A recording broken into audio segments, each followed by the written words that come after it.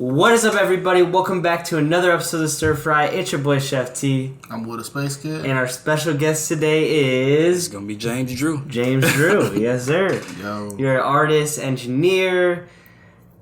You do it all in music, you know? I really do. Yeah. Anything that's involved in music, I want to be a part of it. That's great, yeah. Okay. For sure. Especially when you're, you understand the side of engineering, and it makes you a better artist, I'm guessing, you know? Yeah, you start to see what's capable. Yeah. You know, like what you can, where you can take yourself, as far as the mixing. So if you know what it was like capable or what you can make happen, you can think in that way when you're making a song or when you're writing something or recording somebody else. You can just really stretch the limits in which you can make music when you know what it's going to sound like before you execute. Yeah.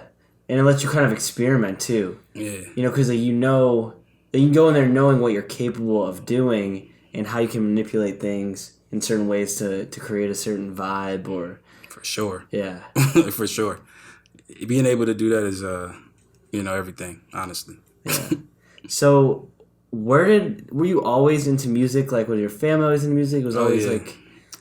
Really, when I really think about it, I had a lot of family members that did music, but it wasn't really professional music, except for one of my aunties was a recording artist. For a second, she was doing background vocals for a few local bands, and then from there, my brother, man, my older brother, he started trying to get the beats going on Fruity Loops, and then after that, he started trying to get like Pro Tools and things of that nature. Okay. And really, I just watched my brother make songs, and it's funny how I ended up getting into engineering through this, because I just wanted to be I wanted to rap too. I was writing my little flows, right? But then from there, I just started realizing why does it suck? Why does it sound so bad? Because we were recording on a little microphone from Walmart, the little $5 microphone right into the computer. No, how that is. It's what is? And I'm just you don't know, so I googled the worst question, the best question, and worst question. What is mixing?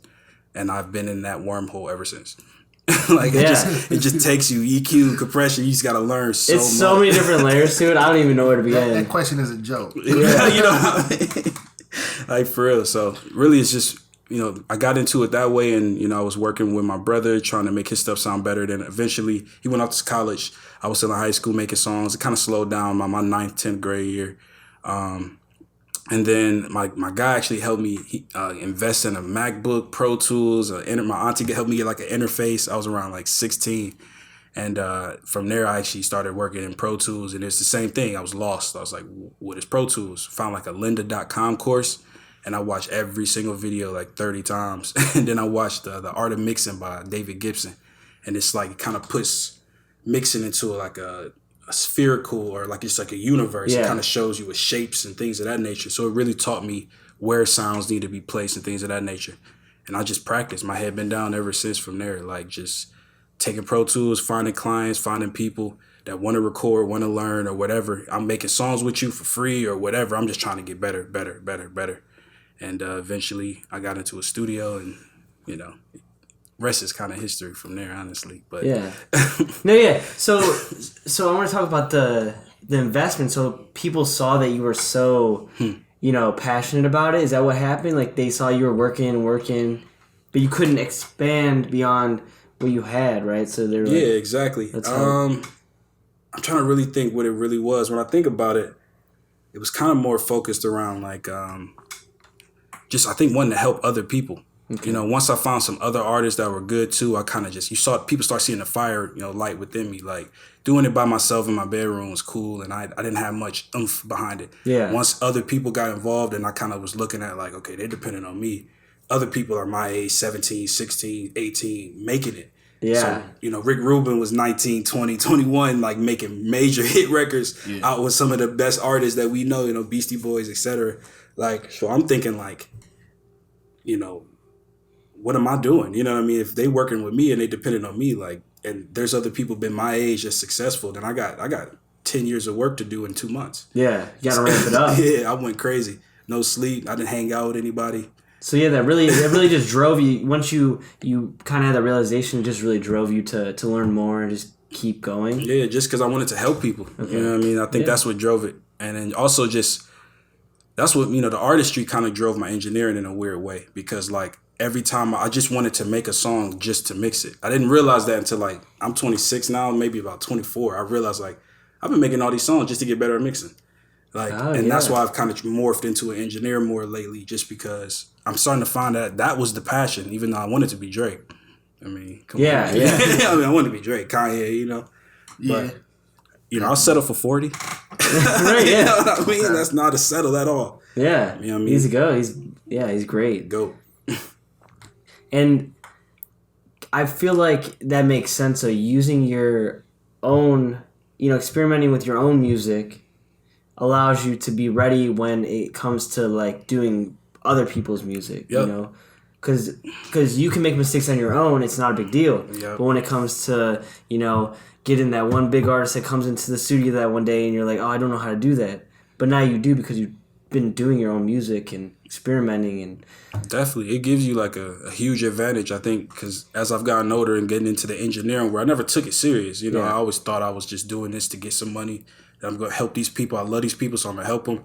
I never cared about the money, honestly. I mean, it helped me pay my bills, of course. But I'm just saying, it was an opportunity. It's like, I'm not going to tell these people no to work with them because I actually want their careers to succeed, So I was working with them, but in the interim, I'm still making these songs and really trying to make something of myself in the middle of it. So, So you've been recording, engineering for like what, 10 years? Yeah, it's about 16, 26. Yep, might be 27 December, so about 10, 11 years. wow. So when these, like big name people come into the city and they want to record with you, do you think it's the length of time or like what is it about you that make these people want to come to you, the YFL Kelvin or YSN Flow, the Machine Gun Kelly? Why would they record with you? And there's 100 studios. It's a good question. It's a good question. Man, I don't really know. I think it's a mixture of things because I'm not gonna take all the credit of it. Okay. It's definitely my resume, but at the same time, it's being in the right studios. If you're in a studio who the owner cares about their space, they really want to make a beautiful space, a vibey space. Okay. Make rules that really benefit artists and not try to put the artist in their control box. Let the artist have a free space to create.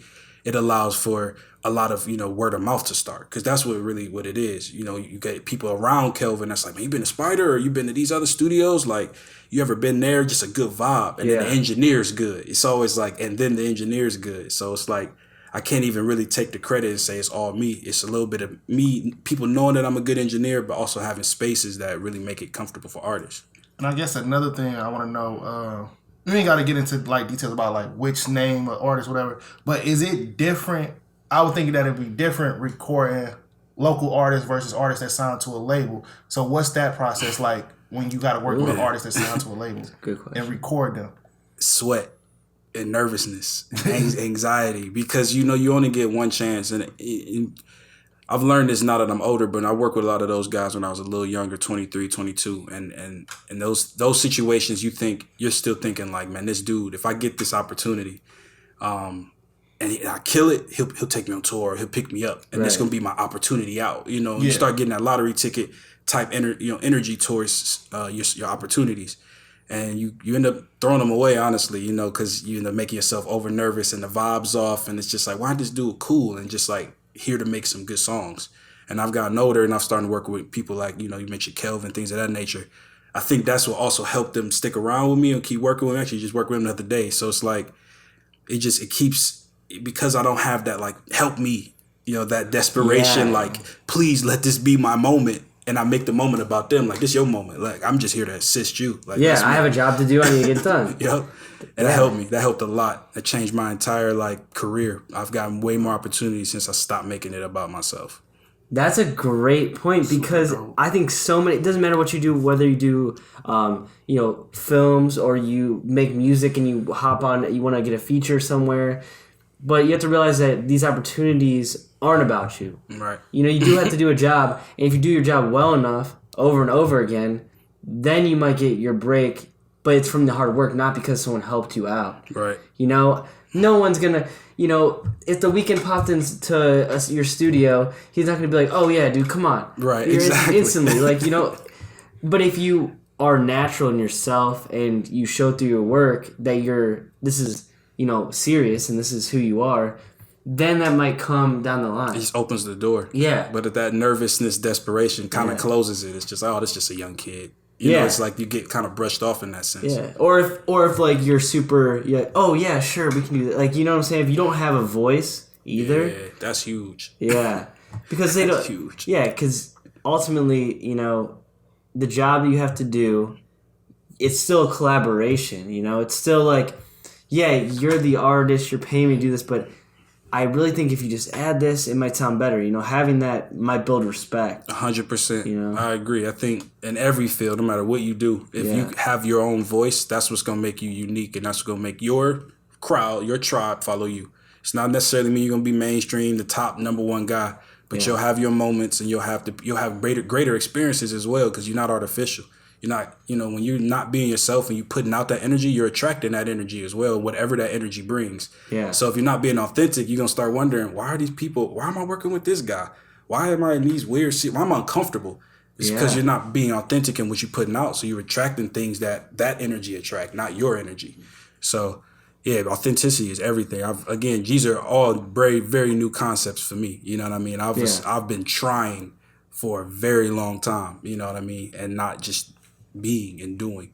So that's huge, bro. Have you seen like a switch in your work since you've kind of realized that? Went back to learning. Okay. Instead of, it's weird when I talk about being, and you know, it's important to be, but when you also can get wrapped up in that a little bit too, you know, when you're trying to, you know, live another energy, you know what I mean? Like, so when you get into this persona that you're displaying, that creates an ego, you know what I mean? And now you're starting to have to live up to this person, and it becomes these things. For example, my sessions start becoming a drag.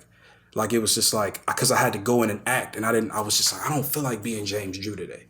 I just want to go in there, some shorts, t-shirt, click the buttons, and make you sound amazing, and have a good session and vibe, you know. But sometimes I get into that mindset where it's like I'm being James Drew. But when I got out of that and went back into the humble space of like, you're just a dude who went on YouTube and practiced in real life, you know what I mean? Like, it gets you right back in that mode. I'm learning. What can I learn today? Now you inspire. You're going a little extra harder because it's for, you know, learning again. So what goes on in your head when you done recorded this song, you know, do this, whoever it is, you know, they tell you like, I'm about to upload the song, and you know, you see first day, we're talking about somebody out of Ohio. Crazy is like 5,000 views that first day. That's true. But let's say it hit 5,000 views first day, but you see like in a month, it did cross 500,000, or it go up to 1 million within like 4 or 5 months. But you know you mixed it, or you mixed and mastered it. Like, what's going through your head? Like, you got multiple records where this has happened. And for me, it's like, they did it. Like, that's what goes through my head. Like, oh, like, can we cuss on this podcast? Yeah. Shit, they did it. You feel me? I'm happy. I'm like, oh my God, I cannot believe, like, you know what I mean? Like, that the outside world accepted it. You know, it's more so of that, because like, you know, people don't really rock with Cleveland like that. So when the outside world, you know, I just got back from London. Like, a few of the kids know Flow. You know, they're like, you know, One Beef, right? I'm like, what? Like, yeah, you know, that's just so crazy. So it's like, when I hear those things, it's just like, I'm so happy for the artists, because like, they're free, man. Cleveland is a very hard place to make music. It's very hard. The studios here are very strict. There's not a lot of vibes that are allowed. You know what I'm saying? So for people's creative energy, very restricted. And because we don't have these high profile studios, there's not a lot of space for collaboration. People aren't rubbing shoulders with. They don't see anybody. Right, because it's all spread out. They're going to like basement recording studios, you know, to get that vibe that they want. Exactly. Yeah. And they're missing out. And that's where a lot of these other cities, they got major studios with good engineers, young engineers, older experienced engineers. Everyone's teaching, learning, giving information, but they all rubbing shoulders. So it's like you got 2 Chainz in the studio and Future another one. They might be like, hey, man, we supposed to do something. It's like, we can do it now. Yeah. Forget the A&R, forget the, you know, the manager. Like, let's just cook. We in the space. We don't have that here. So when an artist does make it, I'm just so happy for them. Like, yeah, I mixed it. It's fire, you know what I mean? Like, and I'm happy. You know, come on, man. You have to be happy. It's still part of your work, you know? You know, but for me, it's more like, it's an opportunity, because, like, you know, once you have, like, 4 or 5 artists buzzing in one city, like, they'll start looking.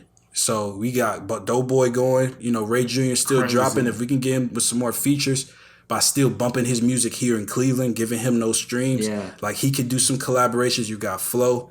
I might be missing people, so if I missed you, I'm sorry. But I mean, it's tons of fire people. I mean, Ty Bree is on fire. Yeah, Ty Bree. Thank you. I knew I was missing it. There you go. Now. And then I got this Luis Armando. This guy working with got the Young Money he got the Cash Money deal. He worked. That's with Republic and Universal. So, you know, they really. It's a lot of, you know, when once it start, you know, that's when we can get those budgets. People can start investing in our city, you know, for the different creative avenues, movie studios, or, you know, at least video shoot sets and things of that nature. Yeah. You can start getting those funnels going, especially if we keep collaborating. And especially if people want to create that in the city, you know, if these artists continue to leave and not look back, right? You know, we're not going to get that. But now I've seen more and more people want to be Cleveland music, like you know, it's a little more like that recently. But that's on us, and I'm gonna take this opportunity to say we gotta like demand that from these different, you know, avenues that we have. If you're a videographer, if you're a PR, if you do, you know, marketing, whatever you do, we gotta get out here and ask for money. People out here are giving out loans and different opportunities to these different people. We gotta get out here and ask. Not be afraid to ask for help, you know what I mean? Because we can get the investments to build the infrastructure to have a very successful city. We don't have the infrastructure. Where can we shoot videos that we can pull a car in? We only got a few little bit of spots. True. So the more places that we create with infrastructure, with studios, maybe get a studio complex, a warehouse where we have all of that encompassed. And you know what I mean? Where people can come and rub shoulders, talk, communicate with each other in person, not on the internet. And then we can make things happen. Well, like Buckley House is a good example of like more things like that, where it's a creative space. Yeah, definitely. You know, we got the podcast room, photo room, studios. That's an amazing thing, you know. Exactly. That I can't believe didn't exist sooner. Yep. You know, for sure. And we just need more people to invest and pour in. Yeah, really do. Because I mean, think about how crazy it was that Avengers was filmed here. Exactly. But the only reason they did that was because the directors were from here. Really? I didn't know that. Brothers. Wow, I did not know that. They're from Cleveland. That's crazy. Yeah, I'm pretty sure. I hope I'm not wrong. I'm almost positive. That's crazy. They're from here, and it was cheaper. They got tax breaks too. Right. But they brought it back, and that created, you know, that was huge. Right. Exactly. It's all about bringing it back to the city. And you see that with MGK. Now he's got his #1 album. He built a coffee shop here. You know, he's bringing stuff back. And that's what it's about. I agree. Yeah. 100%. And if we can do that though. That's the thing. Yeah, we got to get out of the if. Like when we start doing that, this city will, because this city has a lot of talent across the board, not just music. Everywhere. This is it. You know, Taylor Terry. Talent. Like we got some talent here, man.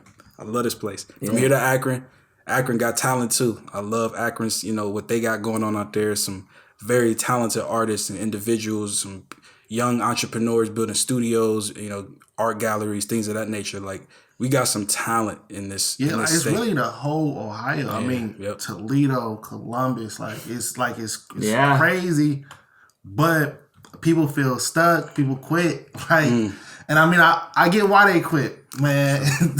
It's not the most motivating place, man, for people. Infrastructure. Yeah. But it's just, where do we go? From the inside out, you know? Did you go to university? I went to Bowling. I thought y'all both did. Yeah. So Bowling Green State University. Student center. Did y'all have student centers? Little hubs? Yeah, definitely. Where's that in your metropolitan area? Man. Where we linking? Yeah, it's true. Where the link spot? There's nowhere to go. There's not like a center. Yeah. No, I agree with that. I guess that going to the infrastructure you're talking about. I feel like the libraries try, but it's not enough money invested into the libraries. Where like if you could go to the library that's down the street from you and it had a studio in it, that would change a lot of stuff. Like a free studio. Right. I haven't seen any innovation in the library. Like the government just like kind of kept it the same like thing, you know? It's never, there was no funneling into it. Because there's the opportunity. Yeah. Because at one point, the library was a big deal. Right. You know, people go there to go on computers. Like, that was huge. Yeah, I mean, but the big deal, I think, was just like, oh, they have free computers, they have free internet, But now it's like where these kids are past that. These kids are 12. They were like, where the free Fruity Loops at? Where the free Pro Tools at? Yeah. So it's a huge upgrade now. We was just excited like it's a free computer. Like we can get on Microsoft Word, finish the homework or something. But 100%. Like these kids, it's a whole different ball game. They want to use Adobe Premiere, Final Cut. Yeah, they want to be creative. 12 years old, 11 years old. They want to use outlets, to express themselves. We got work to do. Yeah. So that's why I was thinking I really want to create down the line at some point in time when I have like enough money behind it, or if I can get like grants or funding. I want to start definitely a nonprofit for creatives where like young kids can go and there's a podcast studio. Right. There's a green screen room with cameras you can use, and like, but I call it go and create.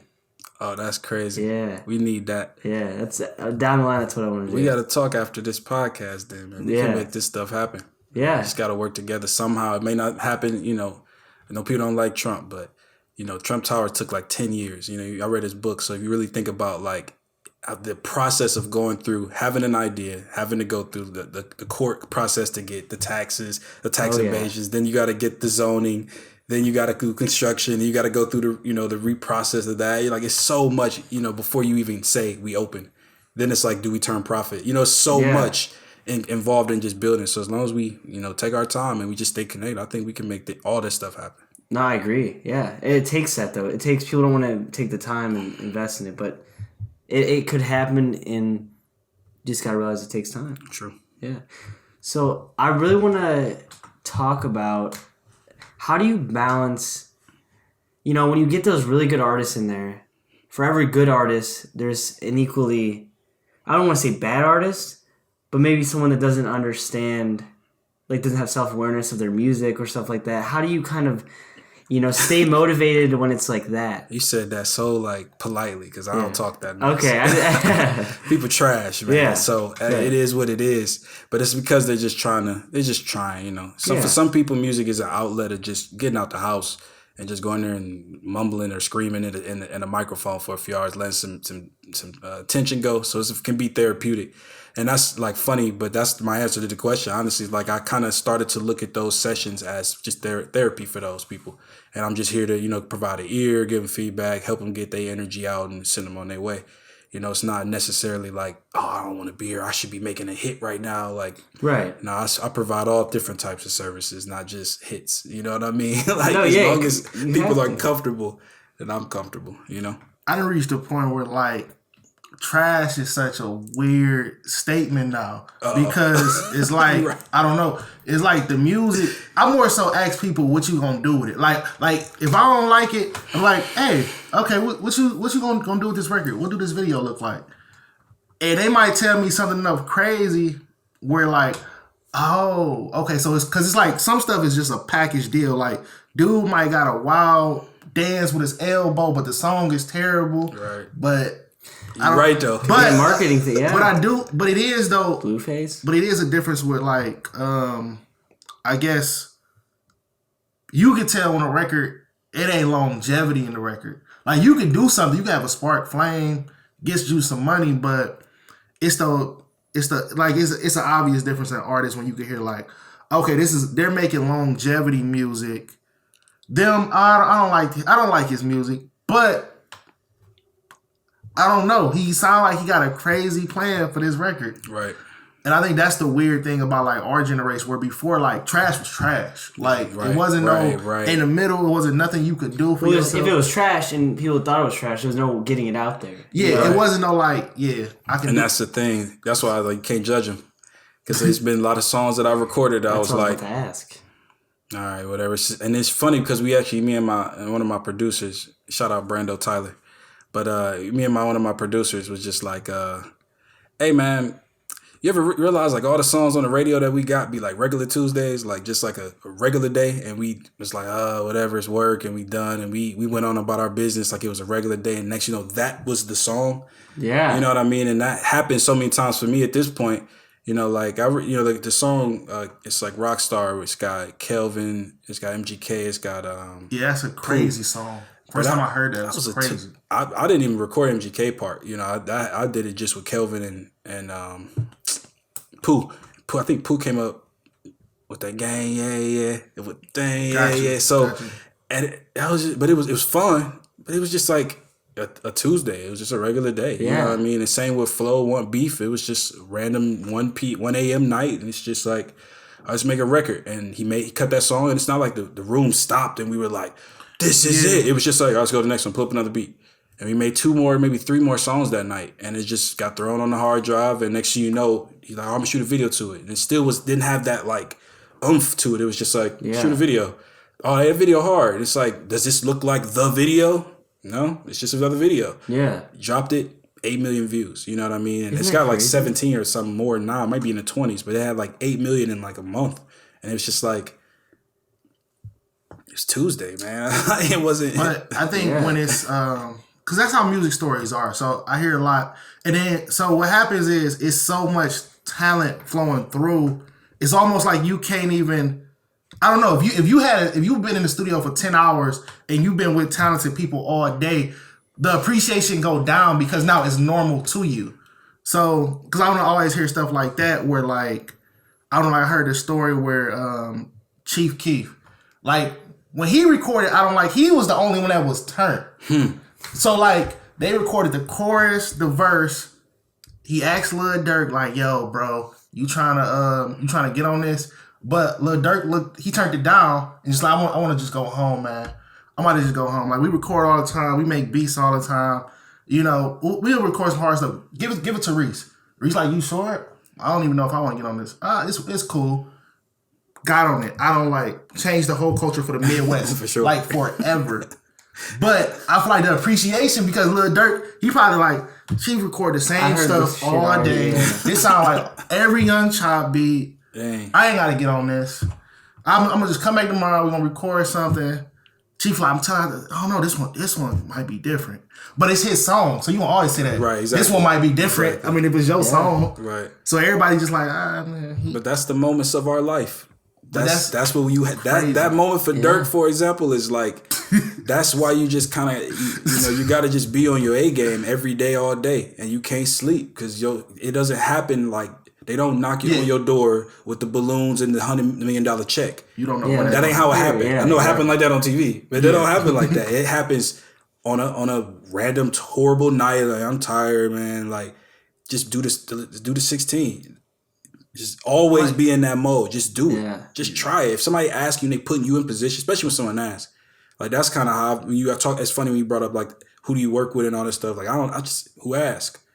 I'll just go. Like I don't really. If somebody want me to do something, I just do it because like why not? Why am I gonna put myself in between the equation? Someone called on my energy. Let me just be present for it and see what happened from there. Yeah, you never know. You never know And it goes to, like, you can't assume either, like, someone reaches out to you, hey, can you, mix and be my engineer on this? And, you look at their Instagram, you're like, I don't know. But who knows? They could be really good, and you just don't know. Never Or they could be a really cool person, and you guys could build a friendship and they can get better, Because everybody has to start at some point. Exactly. Huge. But, man, Lil Durk, bruh. Turn it down. I mean, he bounced back now. With Drake. And he literally said he ain't have anything to do. It was just on some like, this is like, I'm about to just go home. Like, it's crazy. Man. I wonder if I miss mine. By just going home. I wonder, like 3 years from now, something gonna happen. TV. Yup, go home playing a game, get on the phone, pillow talk. I wonder what I threw away that way. Man, shout out Dirk, bruh. But but I mean, again, everything happens for a reason. Maybe if he hopped on, it wouldn't have been the song that it is today. You never know. Never know, man. Now you get into the complexities, man. This place is crazy. Yeah, one decision. Right. Just so happened that he hopped on at the right time, right moment, which caused it to be released at the right time, right moment, and it just expanded. Cause he cool now. Yeah. Right. He good, but who knows if that opportunity didn't happen if he was on the Young Chop beat. So. And then that goes into it though is like even though you can miss opportunities sometimes that's just not right for you and then things will happen and it'll benefit you, point you in the right direction no matter what, you know? And it probably end up being better for you anyway. Yeah. Like, yeah, you look at the success and it's like, man, I could have that success, but the success you're going to run into is going to be the success that fits you and your personality and the things you like a little more than, you know, you never know, but you just never know. You made that decision. As long as you don't make decisions out of, like, arrogance or, you know, like, just... Like, you don't actually think it through. You know, you just like, oh, whatever, fuck it. Like, I'm too good for that, or I don't really care about that. You know, if you think it through, like, okay, why am I making this decision? Then you shouldn't regret it. You know, if you actually think it through, it makes sense. You made a decision for a reason. Exactly. You know? Just have fun with it. Yeah. Have fun. Yeah. So how was this London trip? Oh, man. Life-changing, bro. Yeah. You know, I got to go out here and see the world a little bit, experience a different culture. The thing that shocked me the most, though, it was like I was expecting just all British people.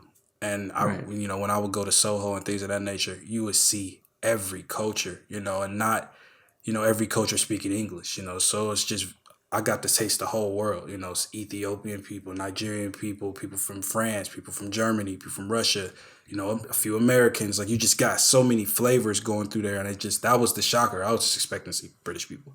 You know what I mean? Yeah. All, like, UK people, of course, that's their nationality. But I'm just saying, you got to see a lot of different cultures. And there's a lot of culture in, you know, the city just every day. You know, we got a lot of commercialism here in Ohio specifically. Not so much America as a whole, but we don't have a lot of mom and pop, you know, just that, you know, family owned business that comes from this country or this place and they bring their culture with them to our land. We just got the slap Five Guys, you know, just your basic, like, you know, just commercial restaurants and things of that nature and shops. And so, and of course there's your pockets, but it's just over there. That's all there is. Like, I was looking for name brands when I'm trying to eat. Couldn't find barely anything. It's just, that's great though. Yeah. I had the best food of my life. Yeah.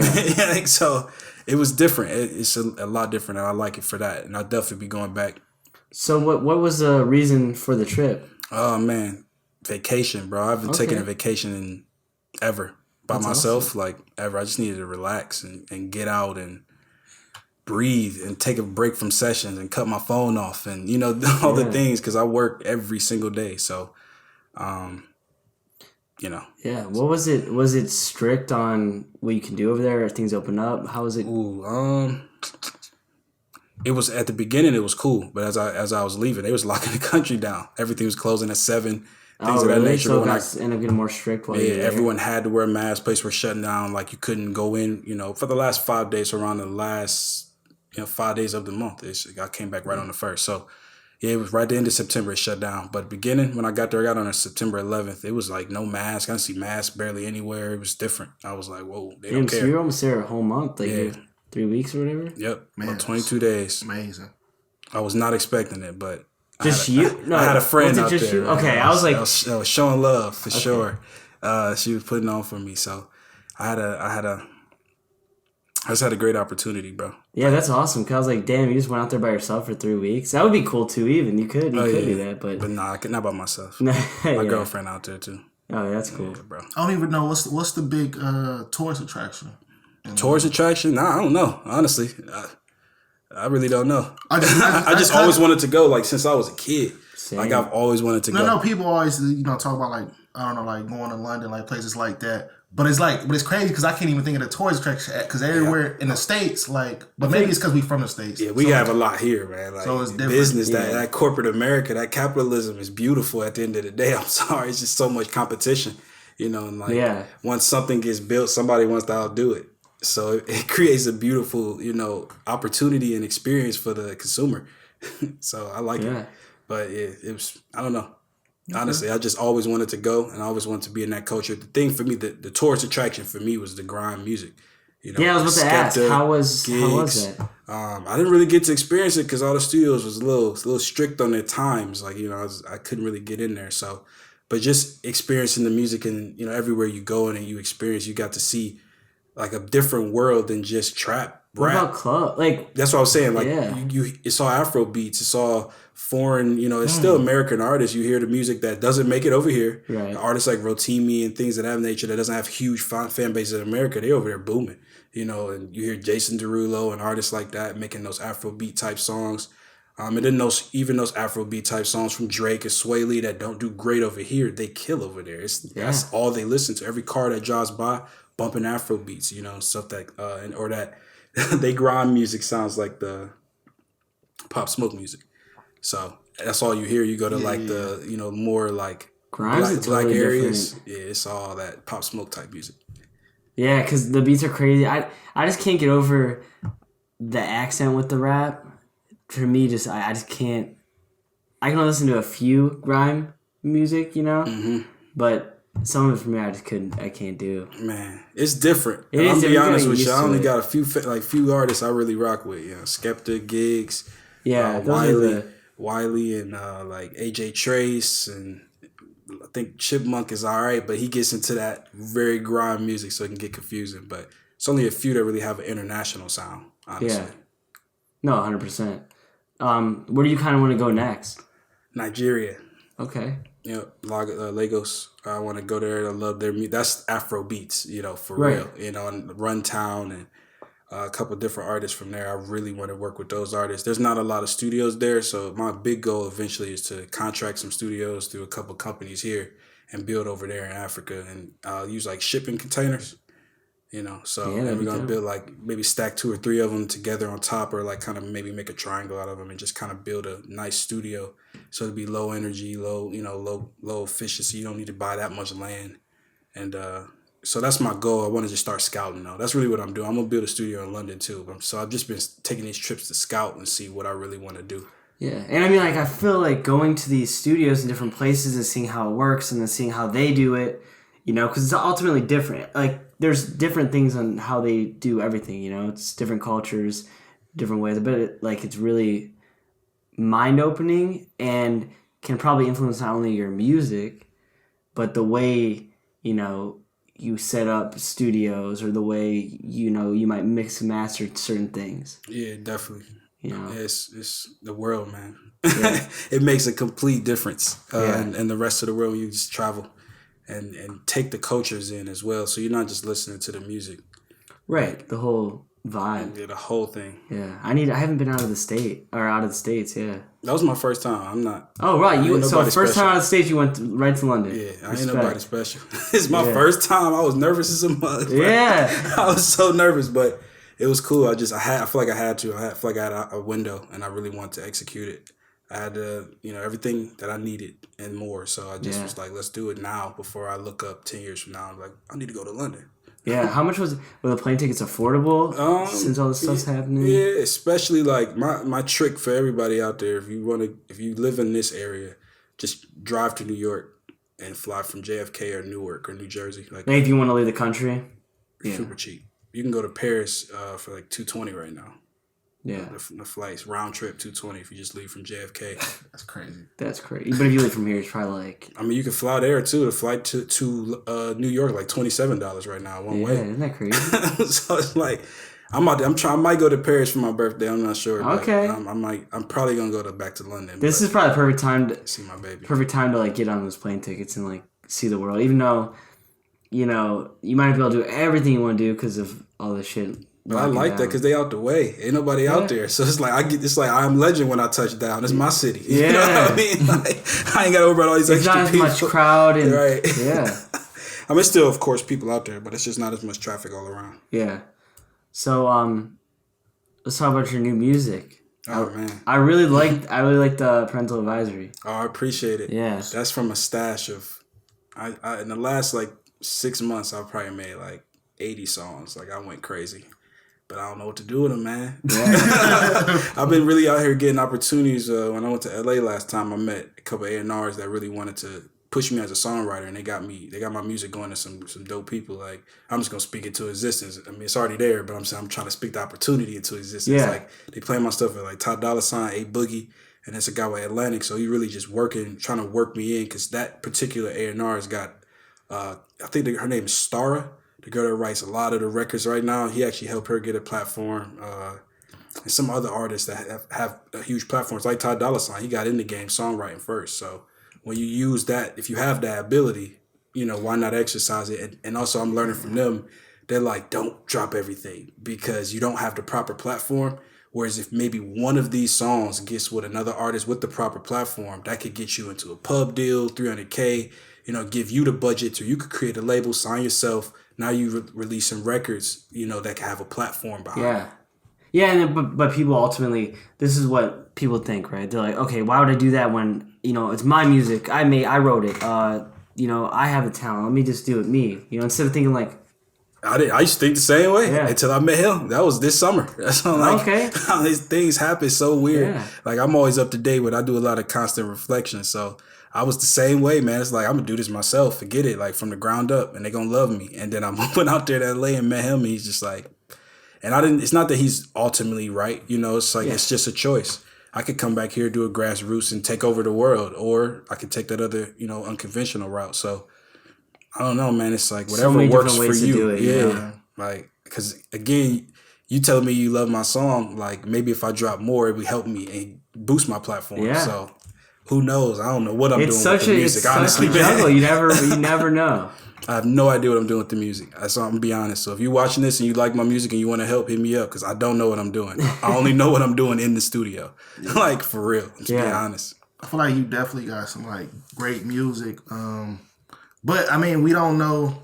I don't know. I feel like overall, like you just gotta kind of know what like sacrifices to make. Like I write all around. Like sometimes, I might write some of my skits, but I might give somebody else the funnier joke just because they're more built for the joke than me. So it's gonna be funnier. I want that ultimate outcome. I give songs away sometimes, like just different people in the city, because it's like everything just makes more sense. And I don't know, I feel like when you make the right sacrifices, like as long as the outcome is the best, that's all that matters. Like you don't always got to be the lead person or get the credit, have the first verse or whatever it is. But I think people need to start just looking at stuff as like, what's the outcome? Like, that's a mindset of a great artist, bro. Yeah, because being able to let things go, that's a great artist. Being able to let things go even is huge. Something that you spend so much time on. But you gotta have self-awareness to realize that some things don't work for you all the time. Some things aren't just meant for you. Right. And it's okay to give somebody else that because you never know when it's gonna come back around. True. That's why at the end of the day, that's why I do what I do with the engineering and everything. I just try to put myself in position to use what I work so hard to attain and obtain. And just give it, I don't know if y'all into astrology, but like I have a lot of Jupiter energy, and that's just the giver. You know what I mean? And it's abundant. So I'm blessed to be a blessing. I don't really look for too much from myself. As long as, like you said, I want that outcome. I just want the moment that we drop OK by Flow, and in 24 hours it got 1 million views. Like I want that. I don't care if that's me, if it's you. Like let's just get it. Like I want more of that. To be a part of it. Exactly. Yeah. Exactly. So what would be like one thing, and this could be advice you'd give younger James Drew? Younger James Drew. So one thing? Yeah. It doesn't have to be one thing. You can do, say whatever you want. Man, I'll just keep doing it, man. Like, honestly, I don't have no regrets, like, honestly. And I have some stuff that could be deemed regrettable. But, like, we all do. You know what I mean? But at the end of the day, I look at never take an L, just like they all lessons, man. Like, there is no right and wrong. It's just, so just keep doing whatever you're doing. Like, as long as you happy and content with your goal, then work towards it and you'll be fine. But if you're not happy with where you're trying to go, then definitely fix that up. But for me, younger me, bro, I love where I'm at right now because I'm not done. Like, I'm not finished. I'm not even close to me even starting. Yeah. So it's just like, I'm just excited to see what today brings, what the next thing is, and just see what happens. So I think having maybe the advice is stay optimistic. Yeah. Stay optimistic. I like that. Keep your head up. Yeah. I think that's facts. That's like totally true. If you're not, like, you should be happy where you're at now. Everything that you've experienced, the bads, the goods, it's all shaped you to who you are right now. Right. Facts. Yeah. And I think that's like the perfect, note to kind of wrap this whole podcast up with. For sure. I appreciate you being on the show. I appreciate this Stirfry podcast. You know what it is. Y'all better be tuning in. Yes, sir. Don't play. Just stream. Okay. You feel me? Yeah. So where can they find you at? Anywhere, man. I got jamesdrewmusic.com. You can check and see, how my process works with booking with me. Or you can also check my credits and things that I've worked on. But you can check me out on the social media platforms. It's all just James Drew Music, IG. I don't really use that stuff that much because I'm horrible at it. But just hit me up. I'll find you. Let's meet face to face or just on the phone or something. Just call me. Awesome. For sure. Well, thank you all for listening and watching. It's your boy Chef T. I'm with the Spacekid. And I'm James Drew. Yes, This is sir. Stirfry Podcast, baby. Yes, sir. So keep it real, y'all. See you next week. For sure. Thank you all for listening and joining us on another episode of the Stirfry. All the music was created by Steve Ozell. Check him out on all streaming services at Stevo Music, spelled ST3V30 Music. Also, if you enjoyed this podcast, please subscribe and leave a review. We'd greatly appreciate it. See you next Tuesday when we talk with Haybert Flexworthy. He is a comedian and rapper. He talks about his journey into comedy, as well as him going from videographer to rapper. It was a hilarious and great show, so you won't want to miss it. See you next week, y'all.